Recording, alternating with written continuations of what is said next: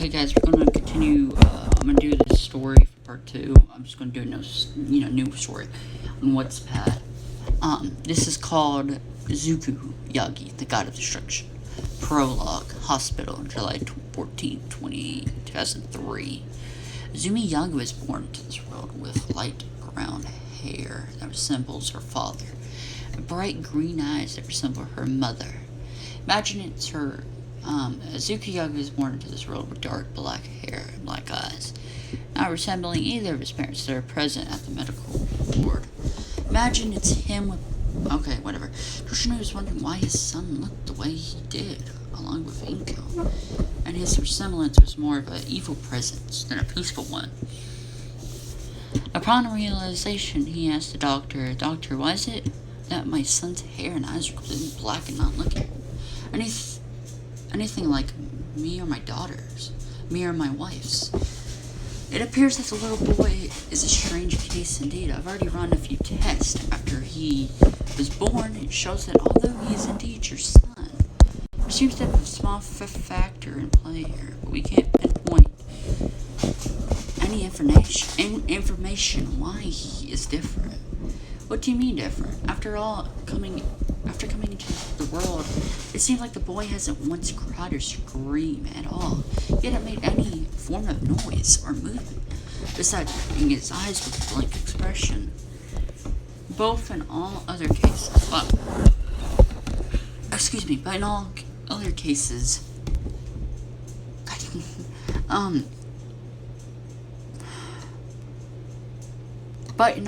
cases, we have tested him and it shows that he has no medical problems and is young and healthy. He is simply just built different, I guess.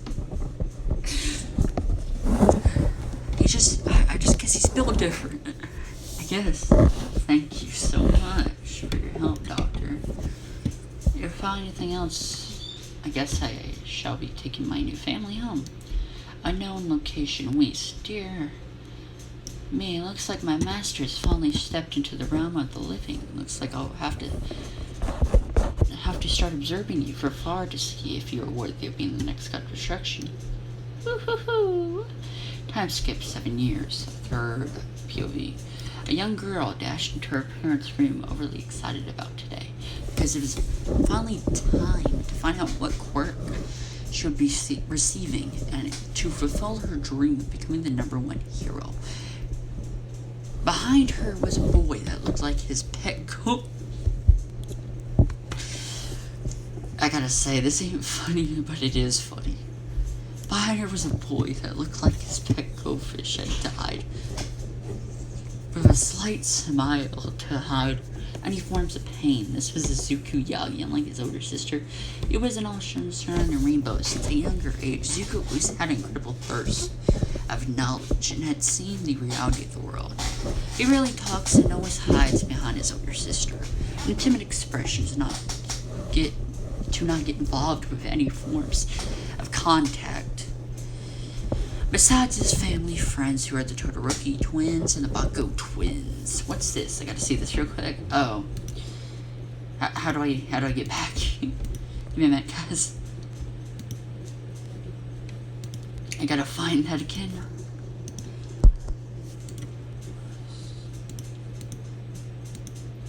I like how it said, like, he just built different. Oh my god, that's funny. He's just built different, bud. He's just built different. Okay, I lost my thing. I gotta get back to where I was, to be honest. Okay. Bakugo twins. Todorokis are friends of their father, while Bakugos are friends of their mother. Due to his knowledge, he now has a dream to become a hero. Izumi, Mommy, Daddy, it's time to go find out our quirks today. Let's go already. Inko, alright, Izumi. Let's head over to the doctor's office to find out what quirk you have so that you can become a hero. You too, Izuku. Get out of bed, Toshi. We gotta go now. Toshinori, yes, my love. Let's go, kids. We can pick up some breakfast on the way, too, because I'm starving. Izumi, yay. Izuku, thanks, father. Doctor's office. Well, Doctor, well, I'm sorry to break it to you, kid. But it looks like it's not possible for you to get a quirk. You cannot become a hero, so you should probably change your dreams. It's not possible, as both of you are born on the same day. Only one of you has signs of a quirk so far. Inko and Toshi looked at Izuku with pity although little Izuku hasn't really ever talked much or shown much emotions. It didn't take a genius to realize that even he wanted to be a hero, but the reality of fate had other plans for him.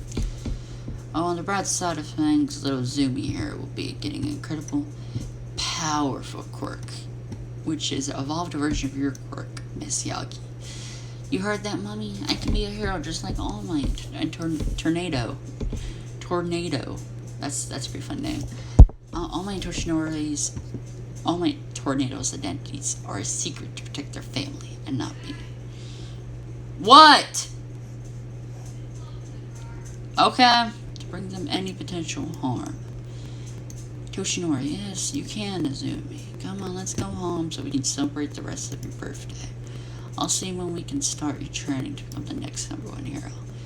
Azumi, yay! As Azumi and Toshinori hugged and cheered, Inko's looking at Izuku with a skeptical look.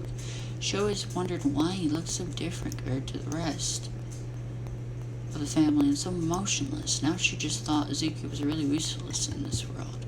Nothing to connect him to the family besides DNA, and not even a quirk that would carry on the family's legacy of heroes. But Izuku had no emotions, written on his face. All that was on his face was a flat look that had no hidden emotions behind. Yes, he wanted to be a hero, but now he was afraid due to his incredible thirst for knowledge. At a young age, he realized that quirkless people make up less than 5% of the population.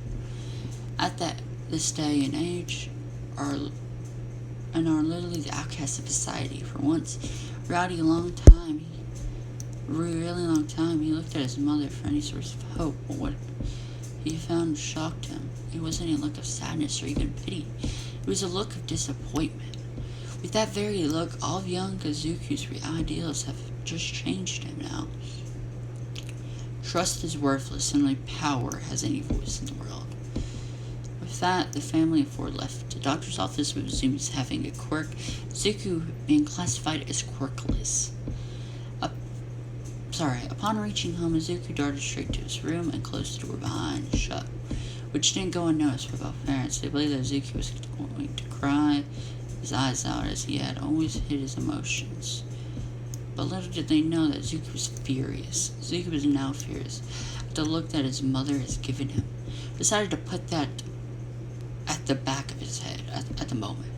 It took him some time to calm down, but he eventually did. He just decided to go to bed early. I don't know why he had, but I guess. Go to bed early and attempt to forget all of the day's problems with sleep. Toshinori and Toshinori were now discussing the outcome in the kitchen, making sure none of their children could hear them. Inko, I can't believe Izuku is quirkless. He has always been different since he was born due to his outlook in life. Now he really is different. I have a bad feeling something unwanted is going to happen, but I don't know what to do, Toshi. It's alright, Inko. We will think of something together. I feel kind of bad as the quirkless part might have been because of me, only having one for all passed on to me by my master. But we can't change facts, and I believe it would be best that we were given him some space for the time being. Time skipped the next day. Zumi ran to all her friends at the park to discuss the topic about the previous day. Katsuki, hey Azumi. Hey Azumi, what quirk did you and your brother get, huh?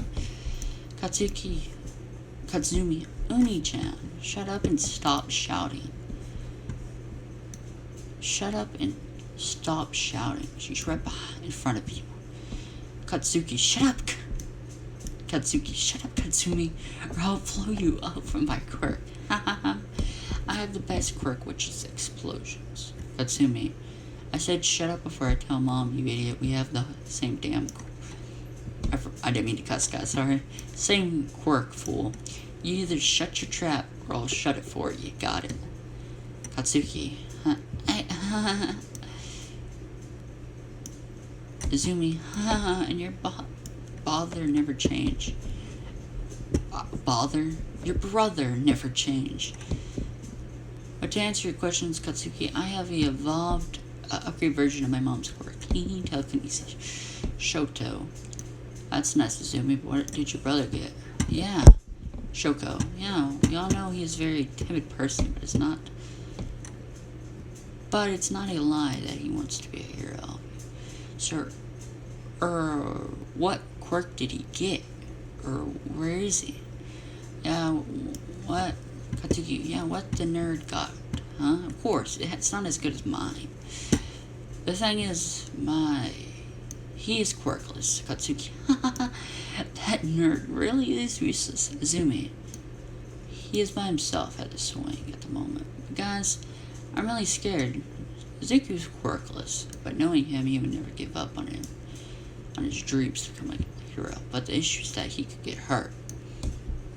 I'll say we use our quirks on him to show him what's it really like and make him give up.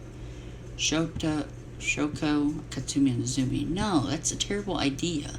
Shoto, actually, it doesn't seem that bad if you think about it. If he gets hurt by our quirks, he wouldn't want anything to do with real villains. And quirks, it would save his life. Fine, but only for a week to make him give him up. Izuku was currently sitting on the swing at the playground, deep in thought, figuring a way to become a hero despite not having a quirk. Izuku, if I think about it this way, I can still be a hero like the Road Eraser had, or even Midnight, due to their quirks not even being effective against Mutin. I don't know what that is. Izuku was brought out of the thoughts by his friends yelling at him being in front of him.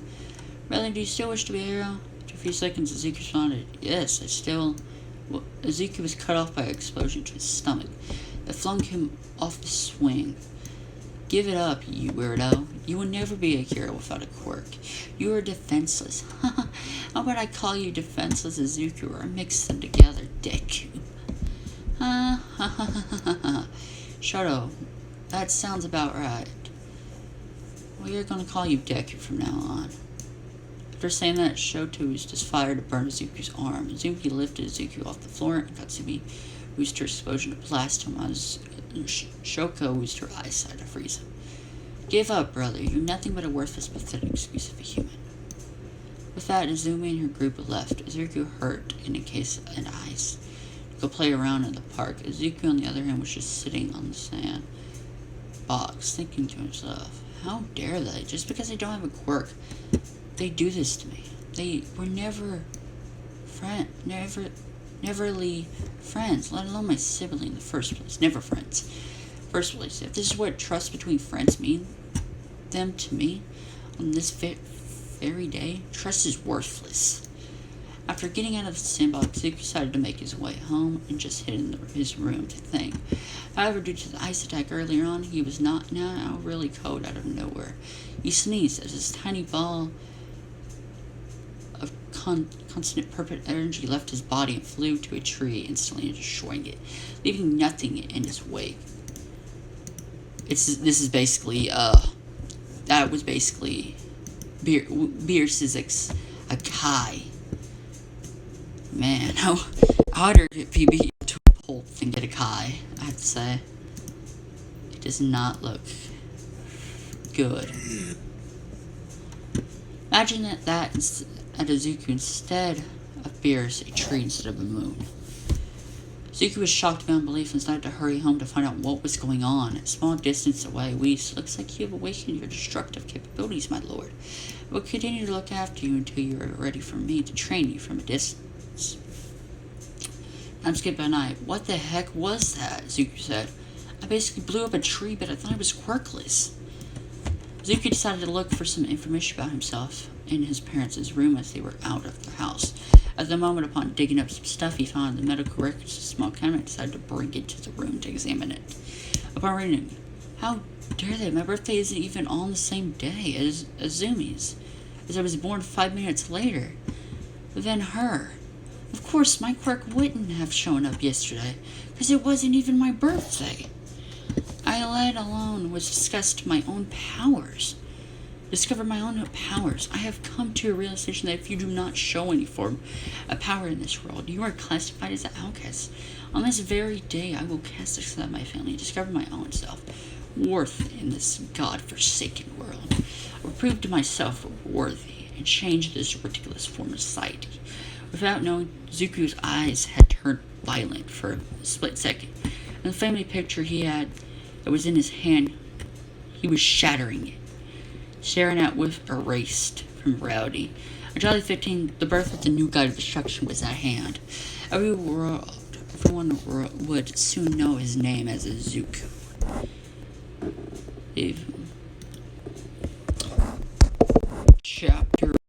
Chapter 1. Time skip, 8 years. Zuku's been 8 years. 8 years. Through hell with his sorry excuse of a family. I have worthless, pathetic friends. They don't even know I have a quirk, but I refuse to show it to them, let alone inform them of my true might. For the past 8 years, Zuko has been neglected by his parents, bullied by his childhood friends. He hates it. He wants all of them to burn, but he simply doesn't show it, as he thinks that it just isn't worth it to waste his time and energy on such worthless people in his eyes. For 8 years, for the 8 years since he turned 7, he has been physically training his body to its physical limits, attaining the looks of an Olympic swimmer, which condenses all his muscles, making him look lean and muscularly hot. Although many girls in his school have a crush on him, none dare to approach him due to the rumor that surrounds him about being quirkless that were spread by his former friends and sister. Although the teachers know about his predicament, none have done anything to stop the spread of lies, and just watched with him as Zuko gets beaten to a pulp every day. Or that's what they think happened. In reality, Zuko hasn't really been hurt by any of the beatings that his tormentors put him through. He doesn't feel any physical pain from them. But he can't say the same mentally and emotionally. Although he's cold internally, neglect and abuse can drive a person mad after 8 long years without sighting interaction. It doesn't involve bloodlust. The one occasion where he truly felt that he had a friend was 5 years ago. Zuko, another day, another attempt at being forced to give up at my dream. Honestly, it's just annoying at this point that Bakugo keeps trying to teach me and listen. Doesn't he know that it's been 3 years of the exact same thing? It's really becoming annoying more than anything else. On his way back to his home that he disrupts with hatred. He was brought out of his thought by someone struggling. Come on, girl. There's no one around. Why not spend some time with me and I'll give you a good one? But please, stop. As Izuku walked past the alley, he saw a beautiful sky blue-haired girl being packed into a wall. Packed? Okay. By a man that looks like he was about to rape her.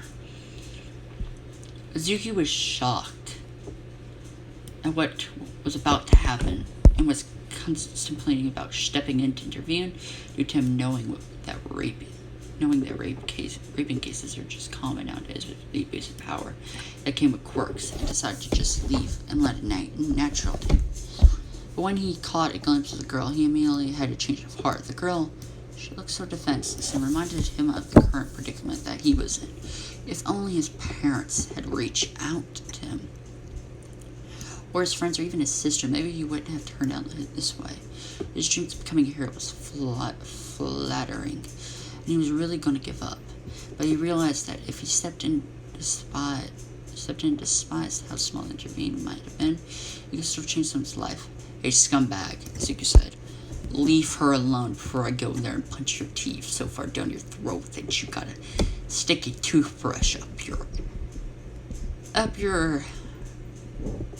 up somewhere you don't want to know to brush them. The man looks like someone who's trying to play her Leave before I kill you, because my quirk allows me to shoot bullets from my fingertips. Izuku just walked up straight to the man and slapped him. What I didn't expect was that he slapped him with so much force that he sent him flying straight into a wall, instantly forming cracks and knocking him out cold, with blood traveling down his head.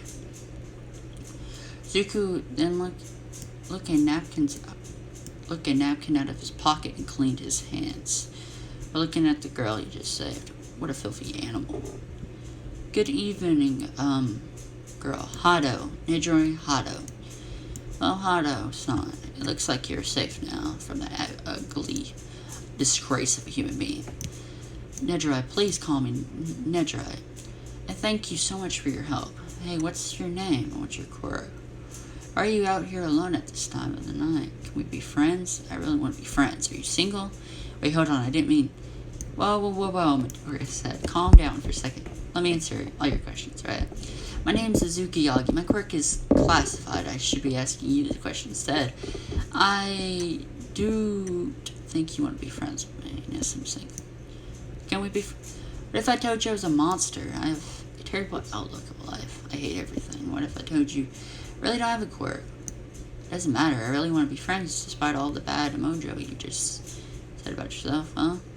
She really is different. She didn't immediately look away with disgust when I told her I might not have a quirk. Maybe I can trust her. I guess we can be friends, but if I tell you my quirk, would you still be my friend? Of course, Zuko. Oh, I'm so sorry that kind of slipped out. I didn't mean to. She seems pretty innocent. Won't throw me under the bus. Please don't let me regret this. Alright, I'll tell you, or better yet, I'll show you. Then points a finger at the sky. Idra had a confused look on her face. He suddenly a mass purple-like substance was formed out of his finger.